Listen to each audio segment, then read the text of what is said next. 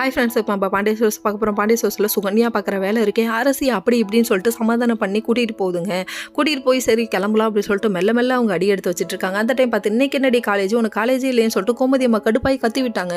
நான் நேற்றே சொன்னேன் இல்லம்மா, இப்போ ஸ்பெஷல் கிளாஸுமா அப்படி இப்படின்னு சொல்லி சமாளிக்கிறாங்க. கடைசியில் நம்ம பாண்டியன் தான் நம்பிக்கை வச்சிருக்காரு. என்ன விஷயத்துக்காக, என் பொண்ணு தப்பு பண்ண மாட்டான், நீ என்னடி சும்மா கிராஸ் கொஷின் கேட்குற அப்படிங்கிறாங்க. பசங்களை கண்டித்து வளர்க்குறது முக்கியம் இல்லப்பா, பொண்ணுக்கும் கொஞ்சம் புத்திமதி சொல்லி கொடுக்கணும்ப்பா, நீ ஏன்ப்பா இப்படி இருக்க அப்படிங்கிற மாதிரி ஆயிடுச்சு. அதுக்கப்புறம் கடைசியில் பார்த்தா சுகன்யா வந்து ஆமாம் நேற்றே சொன்னான்னு சொல்லிட்டு சிங் சாங் அடிக்குது. பார்க்கறது எருமை வேலை, இதில் ஒரு பெருமையாக உனக்கு அப்படிங்கிற மாதிரி ஆயிடுச்சு. அதுக்கப்புறம் மல்லு கட்டி கூட்டு வந்துட்டு இவங்க பிரியாணி சாப்பிட்றாங்களாம். பிரியாணி சாப்பிட்டுட்டு கொண்டு வந்து இவன் எப்படியோ தேட்டரில் விட்டுட்டு நீங்கள் 2 பேரும் மூவி பார்த்துருவாங்க, நான் கிளம்புறேன்னு சொல்லுது. நல்லா வருவாமா நீயே அப்படிங்கிற மாதிரி இருக்குங்க. அதுக்கப்புறம் குமாருக்கு ஃபோன் பண்ணுவோன்னு சொல்லிட்டு குமாருக்கு ஃபோன் பண்ணுறாங்க. இங்கே ஒரு பக்கம் வீட்டுக்கு வந்த நம்ம சுகன்யா என்ன பண்ணுறாங்க தெரியுமா, இந்த பிரியாணி சாப்பிடுவோம் அந்த பிரியாணி சாப்பிட்டோன்னு சொல்லி வெறுப்பேற்றுறாங்க.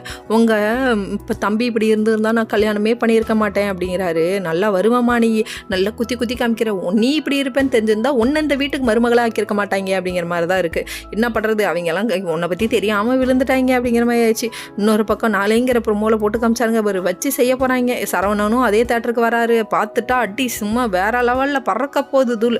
கடைசியில் அரசியும் நானும் லவ் பண்ணுறேன்னு குமார் சொல்ல பிரச்சனை பெருசாக வெடிக்க, ஐயோயோயோ உன்னை கண்டிக்காமல் விட்டது பெரிய தப்பாக போச்சுடின்னு சொல்லிட்டு இவங்களே முடிவெடுக்க போகிறாங்க. உண்மைதாங்க, யாராவது சொந்த செலவில் சூனியம் வைப்பாங்களா, அவங்களுக்கு நமக்கு ஆகாதுன்னு தெரியுது. அவன் உண்மையாக லவ் பண்ணால் கூட பரவாயில்ல, உன்னை வேணுனே பழிவாங்க லவ் பண்ணுறான், இது தெரியாமல் நீ ஏமா இப்படி பண்ணுற அப்படிங்கிற மாதிரி. சரி இப்போயாவது கண்டுபிடிச்சாங்களே. Okay friends, next video